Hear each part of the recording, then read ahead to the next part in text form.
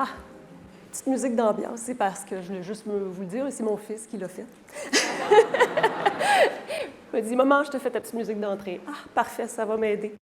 Bonjour tout le monde. Merci beaucoup aux gens, évidemment, du Tech 3 Lab de leur invitation à venir vous présenter, dans le cadre de la journée sur la découvrabilité en AI, le travail que j'ai fait dans les dernières semaines. Je me suis fait un petit plaisir, je me suis fait un petit cadeau, et vous allez voir ce que ça donne. Qui ici n'a pas encore entendu parler d'IA générative? Pas grand monde, j'imagine. En tout cas, si vous n'en avez pas entendu parler, je ne sais pas où vous étiez dans les 3-4 dernières années. Mais en gros, moi, j'en entends parler tous les jours. Tous les jours depuis, oui, effectivement, depuis que les moteurs LLM ont fait leur entrée et qu'ils sont devenus accessibles. Et tous les jours, je me pose la question, mais comment ça va venir m'impacter? Ça va-tu venir m'impacter? Je vais-tu devoir travailler avec? Je fais quoi? Comment je les utilise? Bref. Et je suis pas mal sûre qu'il y a beaucoup d'entre vous qui êtes passés par à peu près les mêmes questions que moi. Mais juste pour vous montrer à quel point c'est en train de vraiment prendre son importance, ce genre de technologie, dernière brève dans les médias en date, ça date de la semaine dernière, un sondage de KPMG qui dit que les 3/4 des compagnies canadiennes ont déclaré que malgré l'incertitude économique, l'IA générative va constituer une priorité dans leurs investissements pour leurs organisations. Ça veut dire quoi, en gros? Ça veut dire que tout le cash qu'ils ont, ils le mettent là-dedans. Et 89% décrivaient que cette technologie va revêtir un avantage compétitif extrêmement important pour eux. Ah, ils ne savent pas comment, mais ils savent que ça va être important. Parfait. Donc ça, c'est de l'information qui devrait nous toucher, dans le sens où est-ce qu'il va aller le cash? Est-ce qu'il va aller dans l'expérience? Bon, on peut se poser la question. Et en même temps, moi, je ne sais pas si vous êtes abonné à la newsletter de Nielsen, mais moi, oui. Et Nielsen, ça fait 3-4 ans qu'il nous inonde d'injonctions à s'intéresser à l'IA générative et à travailler avec. Et puis, ça fait 3 ans que je fais comme, ben oui. Bon, OK, mais là, quand même, c'est vrai qu'il y en a une qui a un peu titillé ma curiosité, là, une de ces newsletters, où est-ce qu'il dit « De plus en plus de solutions numériques intègrent l'IA générative, certes, mais l'expérience utilisateur de ces solutions, qui est conçue par les ingénieurs et les data scientists, demeure médiocre. » C'est lui qui le dit.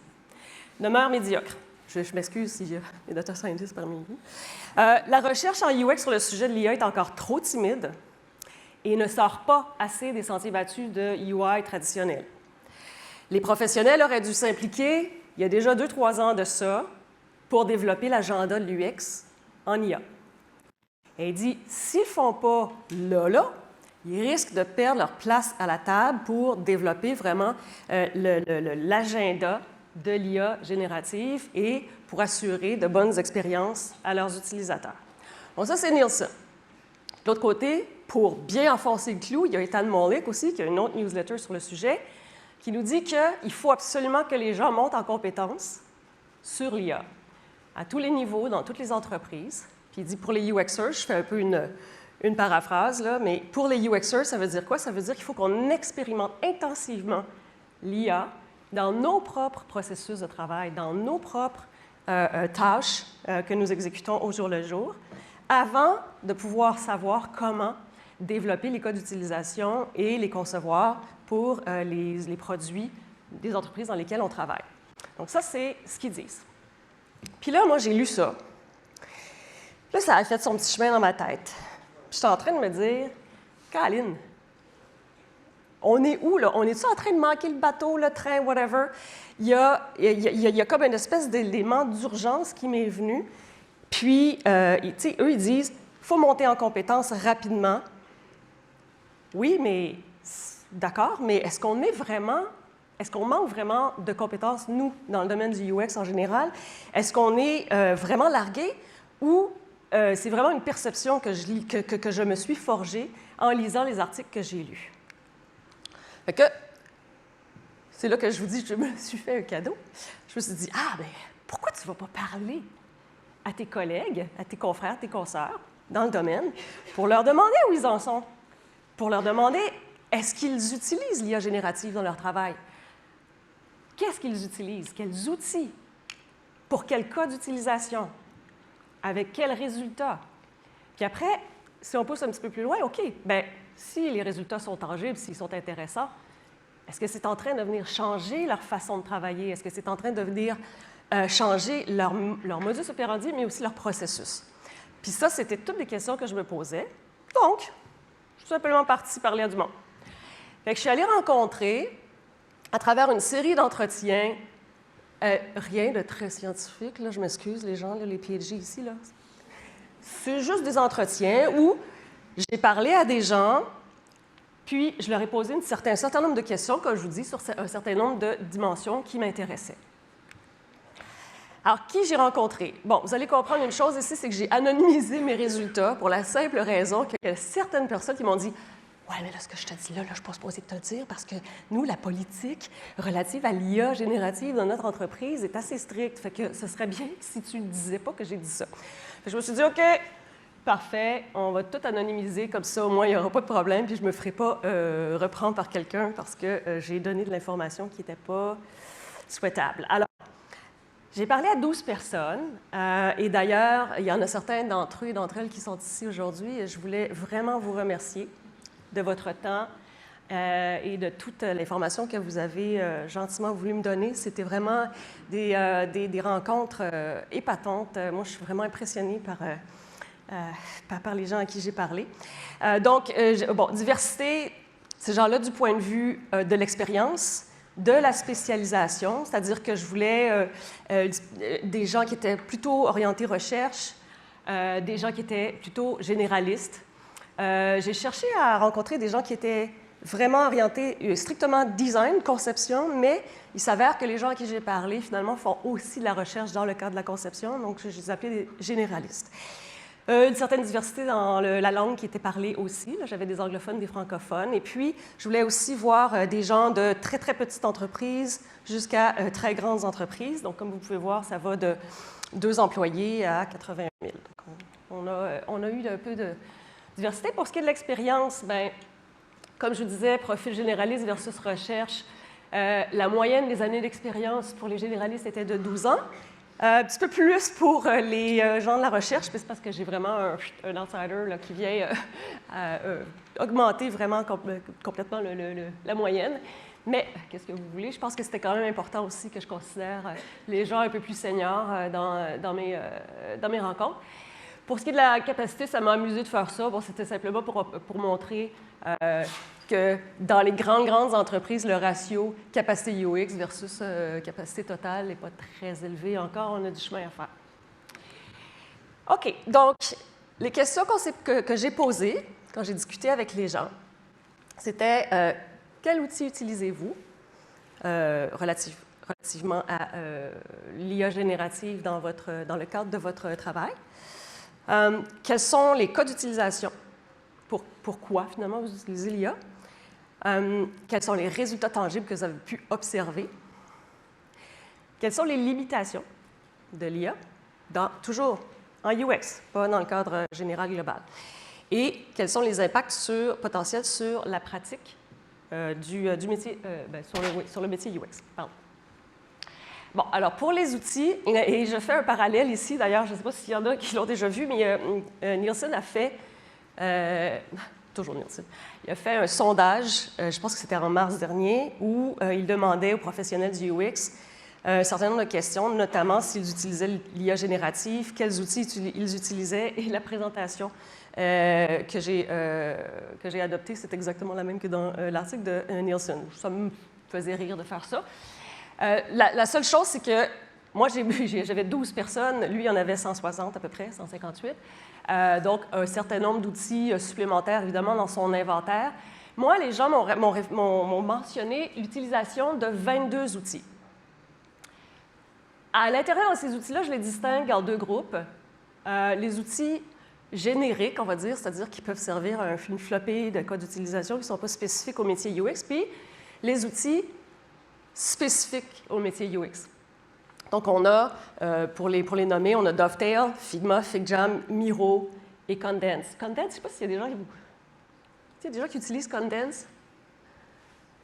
C'est un outil européen, allemand, semblerait. Donc, et puis, c'est une espèce de repository de recherche, donc, qui est quand même assez utilisé en Europe. Mais ici, moins. Et donc, à l'intérieur de ces outils-là, vous voyez quand même qu'il y a une constante, c'est ChatGPT. ChatGPT est utilisé par tout le monde, à toutes les sauces, mais par tout le monde. Une autre constante, c'est le recours au LLM, mais pas d'autres LLM que ChatGPT. C'est-à-dire qu'on utilise ces engins-là de manière systématique, mais pour différents moments, dans différents cas, il y en a qu'on préfère plutôt que d'autres. Ce n'est pas toujours ChatGPT, mais ChatGPT, on y va quand même un peu. Mais les LLM, c'est systématiquement utilisé. Pour les outils spécialisés UX, là, j'ai été un peu surprise. C'est-à-dire que, en fait, je m'attendais à ce que les gens que j'ai rencontrés me disent les utiliser de manière systématique. Mais non. Il y a beaucoup de gens, par exemple en recherche, qui n'utilisent pas encore les outils comme Dovetail, qui contiennent des fonctionnalités de synthèse, d'analyse, de génération de faits saillants, des choses comme ça, ou même de tagage, d'étiquetage automatisé. Bon, ce n'est pas ressorti comme étant un outil encore très, très exploité. Alors, je fais deux hypothèses. La première, c'est qu'il y a un prix à ça quand même, alors que les LLM sont encore assez gratuits. Et ce n'est pas très mature encore. C'est-à-dire qu'il y a encore, puis vous allez le voir tout à l'heure, il y a encore beaucoup de commentaires de gens qui ne sont pas tout à fait satisfaits des résultats qu'ils obtiennent. Donc ça, c'est pour les outils utilisés par les participants. Maintenant, si on aborde les cas d'utilisation, pourquoi les gens et à quelle fin les gens utilisent l'IA générative? Il y a un paquet de cas d'utilisation. Vous allez voir, je n'ai pas fini, ce n'est pas tout, il y en a d'autres. Et puis, je vous ai mis aussi en bas de page l'ensemble des outils que j'ai montrés tout à l'heure. Donc ça, c'est vraiment nos outils génériques. Pourquoi on utilise les outils génériques? Puis qu'est-ce qu'on fait avec? Alors, puis je vous ai montré, je les ai un peu situés là, par rapport à notre double diamant pour voir à peu près où est-ce qu'ils interviennent dans le processus. Au niveau de l'idéation, les gens les utilisent pour stimuler la pensée créative, générer des idées d'activités en atelier ou avant les ateliers, explorer des concepts. Et il y a un cas intéressant là, qui est ressorti, c'est qu'on commence à inviter les moteurs LLM en tant que participants dans les ateliers d'idéation. Alors, comment on fait ça? C'est qu'on invite, pour ne pas le nommer, c'était Mistral. Mistral, est un participant supplémentaire à la table d'un atelier, et puis on lui pose les mêmes questions qu'on pose aux participants, et on voit ce qui sort. Et puis on partage le résultat de sa réflexion avec les participants, et on permet aux participants de rebondir finalement sur les idées que Mistral génère. Et apparemment, c'est très fédérateur, c'est-à-dire que les gens réagissent beaucoup aux idées générées par l'intelligence artificielle. Et ça fait naître d'autres idées et ça enrichit vraiment les outcomes des ateliers d'idéation. Évidemment, on les emploie aussi pour la résolution de problèmes. En ce qui a trait à la recherche, et c'est là, je pense, l'étape dans notre processus qui profite le plus de l'IA générative. Donc, en recherche, alors, génération de questions d'entretien et de sondage. Les gens utilisent ça vraiment pour valider les questions qu'ils vont intégrer dans des sondages ou des questionnaires d'entretien, ou carrément pour se faire donner une façon de description d'une question qui est beaucoup plus pointue, précise, qui va leur permettre d'aller chercher l'information qu'ils veulent. Donc ça, on reconnaît vraiment là, que l'intelligence artificielle est très bonne à faire ça. Analyse de données qualitatives, évidemment, les verbatims d'entrevue, on les shoot là-dedans. Les commentaires utilisateurs, on les shoot là-dedans. Puis, on se fait faire des synthèses, des résumés de synthèse. Ça, c'est vraiment utilisé. Identification de thèmes et patterns de réponse. Alors, combien d'occurrences il y a eu de telle expression ou de tel type de sentiment, des choses comme ça. Synthèse des sommaires de données et comparaison avec des sommaires de chercheurs. Ça aussi, il y a quelqu'un qui a exprimé que, dans le fond, quand ils font de la recherche, tu as le chercheur qui fait son analyse et sa synthèse des résultats de la recherche et qui shoot ces données dans un LLM et qui lui demande exactement la même chose, fais-moi une synthèse de ce que j'ai là-dedans, puis qui fait des comparaisons, juste pour une validation supplémentaire et s'assurer qu'il n'y a pas omis certains faits, certaines... Donc, ça fait comme s'ils étaient deux chercheurs sur le cas, finalement. Ça donne un peu plus d'eau au moulin. Ressortir les faits saillants de données massives. Alors, les données du service à la clientèle, les données du soutien technique, des choses qui prenaient avant, qu'on mettait ça dans des Excel, puis qu'on analysait de façon là, un peu manuelle, bien là, on ressort vraiment là, les raisons d'appel bien structurées, bien catégorisées. Donc, ça aussi, ça revêt un grand avantage. Trouver les exigences en matière d'accessibilité, les réglementations pour des contextes précis. On sait que les réglementations évoluent, changent, les normes aussi en matière d'accessibilité, ça évolue, ça change, puis on veut rester un peu au courant de tout ça et on veut se faire une recherche rapide de la situation. Donc ça, c'est très pratique. Beaucoup de gens utilisent ça aussi pour faire du test statistique, pour des t-tests, des analyses de variance. On met ça dans Mistral, tout marche. Analyse comparative des produits, des marchés, etc. Donc, vous voyez, pour la recherche, un paquet de choses qui ont été mentionnées. Là, je ne vous parle que de 12 personnes. Là, je ne sais pas ce que vous faites chez vous. Test utilisateur, générer l'analyse des problèmes identifiés par les participants, générer des inspirations pour des pistes de recommandation. Ça permet d'éviter de se rabattre toujours sur les mêmes tactiques pour tel problème, voici la solution. Et d'ailleurs, la même chose vaut pour les évaluations heuristiques. Où est-ce que là, même chose, on a production rapide de rapports d'évaluation heuristique, mais aussi suggestion de pistes de solutions à proposer pour régler les problèmes ergonomiques. Puis là, on a un peu toujours les mêmes biais. Là, et là, ça permet, en soumettant ça au LLM, d'aller chercher un peu de fraîcheur, de nouveauté dans la façon d'aborder un problème, puis de suggérer une solution. La création de contenu, bien évidemment, il y en a plein des choses aussi. Créer du texte pour les prototypes, ça c'est intéressant, là, plutôt que de tomber dans le lorem ipsum, on peut avoir du vrai texte. Créer des proto-personas, composer des scénarios utilisateurs, des parcours utilisateurs, rédiger des plans de recherche, des rapports de présentation, extraire des textes d'images complexes. Ah, là, vous les avez tous là. Puis un des derniers qui m'a été mentionné, c'était c'est plus une agence là, qui disait, bien nous, ce qu'on fait, là, dans le fond, c'est que quand on fait, on a fait une recherche, on veut proposer les résultats, mais de manière comestible en fonction du média sur lequel on veut le publier.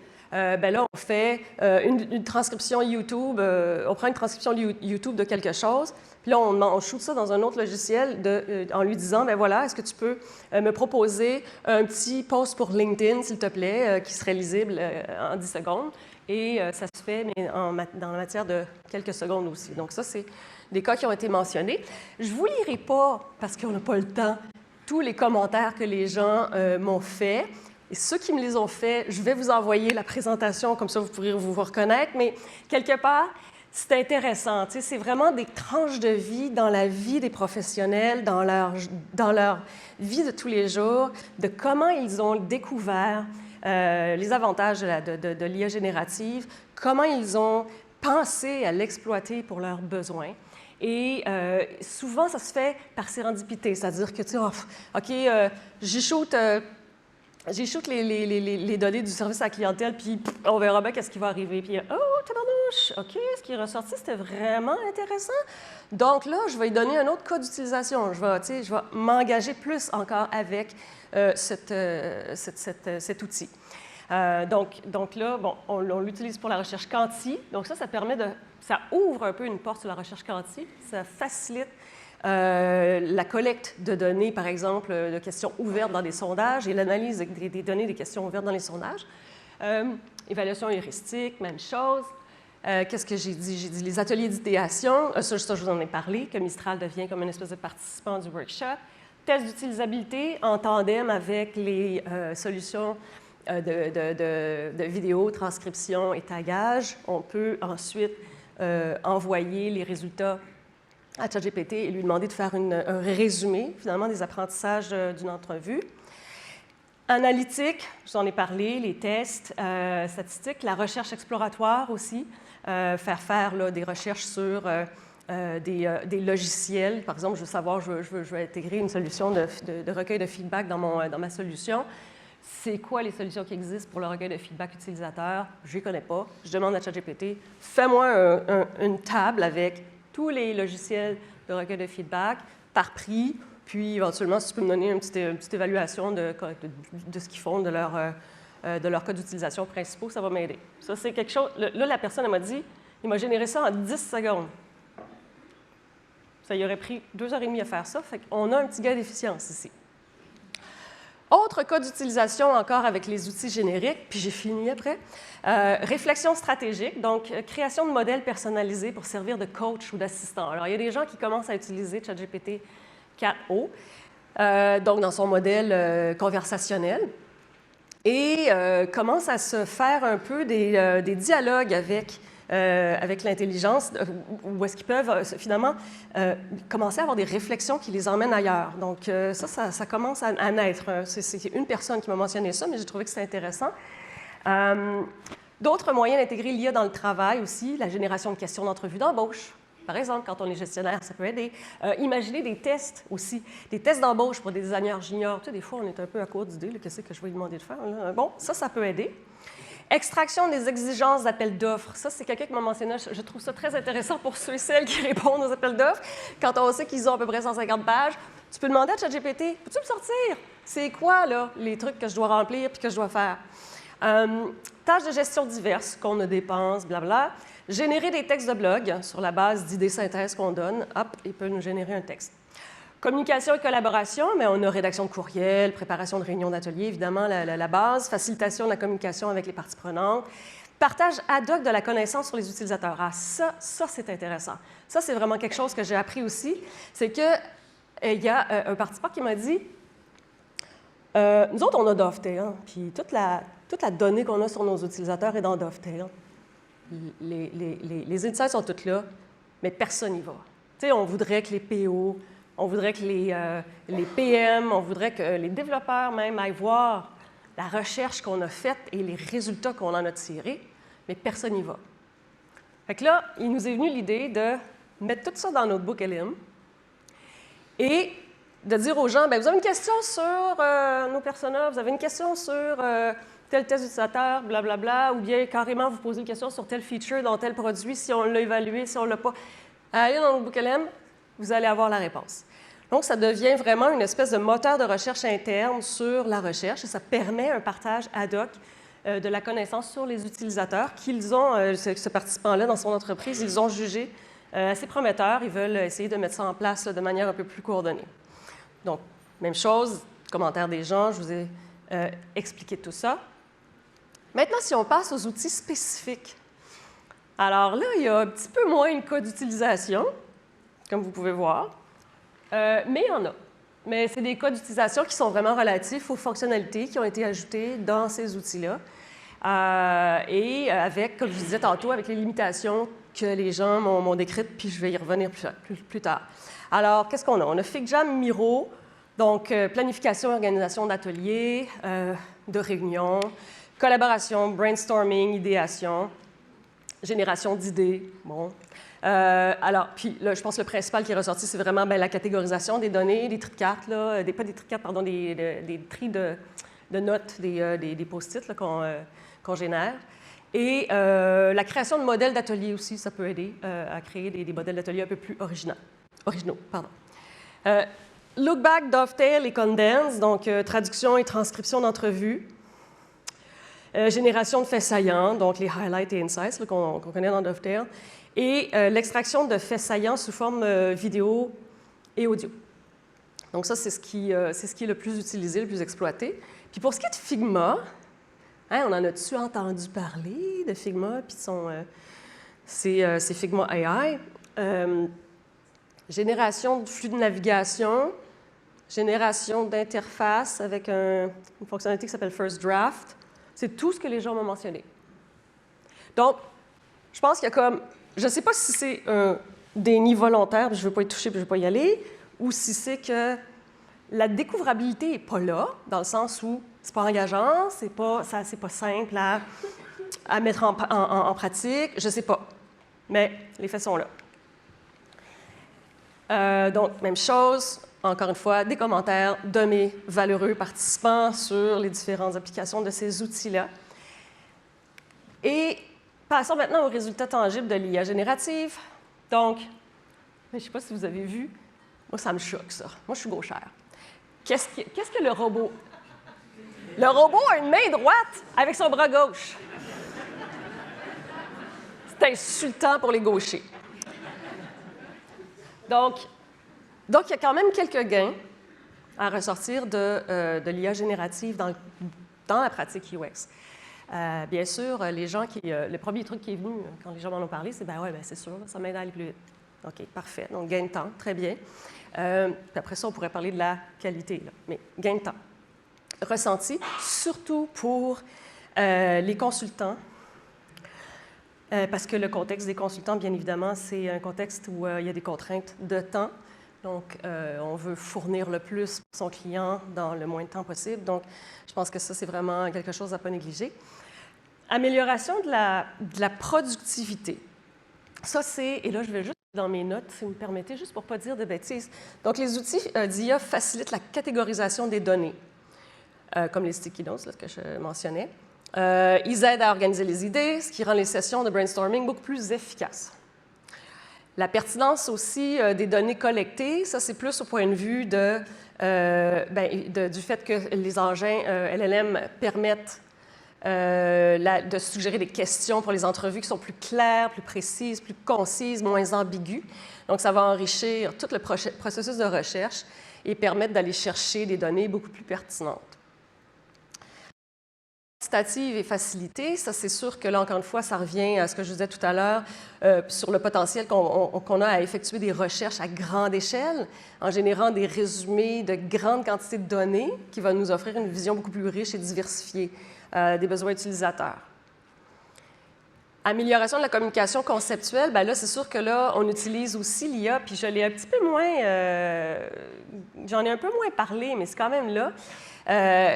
Ça permet, à travers les outils comme Midjourney, comme DALL-E, comme Meta AI aussi a été mentionné, comme outil de génération d'images pour faire tout un paquet de choses. Oui, ça peut être générer des icônes, générer des illustrations, mais aussi on y va, on s'en va même, là, on rentre dans les scénarimages et dans les parcours utilisateurs, ce qui va permettre une amélioration de la présentation visuelle des travaux, puis qui va les rendre beaucoup plus faciles à communiquer.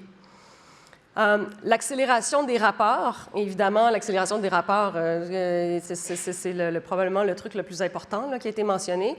Ça permet une synthèse efficace des informations qu'on collecte, mais il y a eu un bémol qui est ressorti quand même par rapport à ChatGPT, pas les autres. Par rapport à ChatGPT, on trouve quand même que ChatGPT fait des rapports verbeux. Ça pourrait être un peu plus concis, un peu plus ramassé, mais la personne faisait quand même amende honorable, dans le sens, elle disait que c'est peut-être moi qui ne lui donne pas les bons prompts. Peut-être que je devrais dire de faire court, peut-être.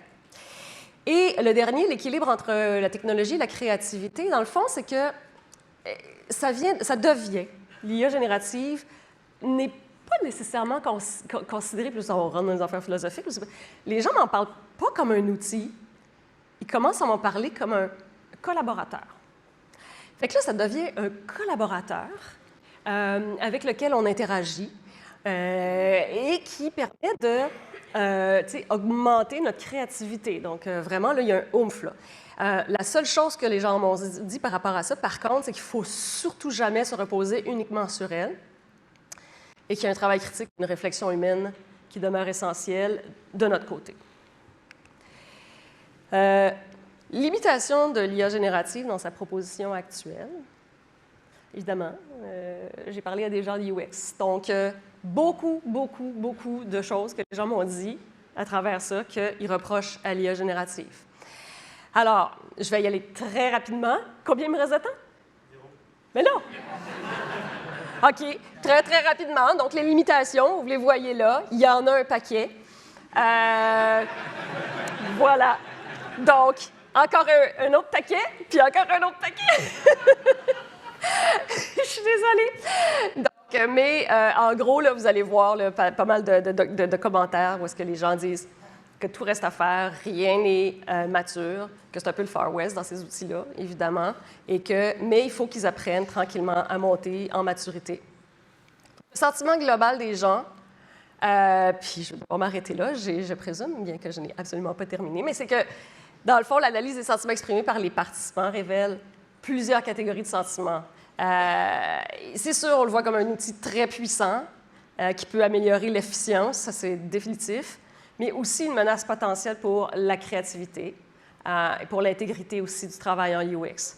Donc, les gens à qui j'ai parlé, évidemment, c'est une petite photo là, que j'ai prise, mais ils ont vraiment un mélange d'enthousiasme et de scepticisme qui témoigne de la complexité des implications de cette technologie sur leur pratique professionnelle. Fait que, grosso modo, pour ce qui est des considérations de l'impact sur le métier, puis je vais m'arrêter là, je vous le promets, la posture générale, c'est que, dans le fond, les gens moi, je les ai trouvés très matures, qui ont une adoption très structurée de l'IA. Les gens qui sont plus en produit, ceux qui travaillent en produit plus que ceux qui sont en consultation, sont beaucoup plus engagés dans l'utilisation de l'IA que les consultants, là, dans le fond, parce que ça leur permet vraiment de gagner là, en efficience. Tous s'inquiètent concernant la perte de l'essence même du design, c'est-à-dire la rigueur de la recherche, la créativité, et voient les limites de l'IA à générer de la vraie innovation pour le moment. Il y a encore des limites, là. On n'est pas encore à all-in. Pour eux, il y a vraiment une importance de maintenir des compétences humaines, l'empathie, l'écoute. Définitivement, c'est à nous, ça nous appartient. L'IA ne sera jamais capable de faire ça. Et j'en rajoute une couche en disant que l'importance de maintenir l'humain au cœur du processus et ne jamais tomber dans l'automatisation du geste de conception. C'est surtout le geste de conception où on a dit là, il ne faut jamais que ça soit automatisé. Bien, ce serait un peu contre-intuitif de toute façon de l'automatiser. Donc ça, c'est des choses qui sont ressorties par rapport à la posture des gens face à l'IA générative. Voilà. Je suis désolée.